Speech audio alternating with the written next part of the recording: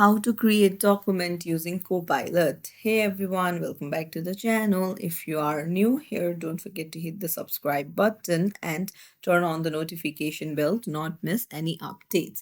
So if you give the right prompt, Copilot can create your document within seconds. Let's dive right in. Open up your Copilot and then you can see message Copilot option. Write whatever you want to and then just hit send, and then it will give you answers within seconds. So you can just copy it in your Word file and then make necessary changes by asking up follow-up questions, requesting more details, or requesting it to make the file more concise. So it's as simple as that. If you found this tutorial helpful, don't forget to like the video and subscribe to our channel. Thank you for watching.